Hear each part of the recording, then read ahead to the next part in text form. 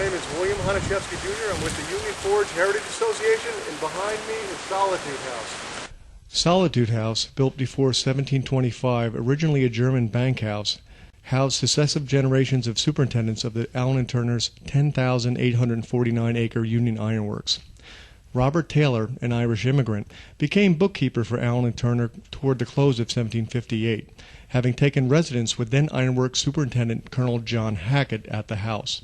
When Colonel Hackett died in 1775, Robert Taylor was chosen as his successor as superintendent. As an ardent patriot, Robert Taylor was given the responsibility of holding John Penn, the last colonial governor of Pennsylvania, and his Attorney General, Mr. Chew, as prisoners of war by the American government away from any loyalist instigators. Mr. Penn and Chew were allowed to import a fiddler and allowed to roam 5 miles from the house as long as they returned at dusk.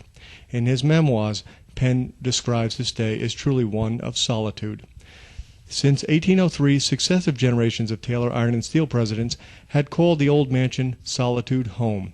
The mansion silently stood as the centerpiece of the social and business of the Taylor-Wharton Iron and Steel Company, the oldest foundry in United States history.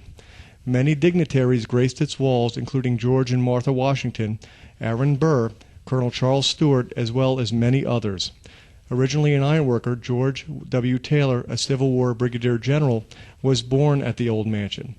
Solitude House has truly played a prominent role since in building of the United States of America.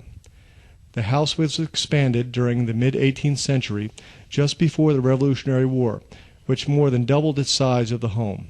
The house was expanded again and completely updated in the mid-19th century to add a series of second floors, the grand parlor, and early Victorian updates to the entire home. In the early 20th century, the home was no longer owned by the Taylor family and went through a series of ownerships and neglect. In 2002, the house was rescued from demolition by the Borough of Highbridge and now hosts a permanent museum, and it is now managed by the Union Forge Heritage Association.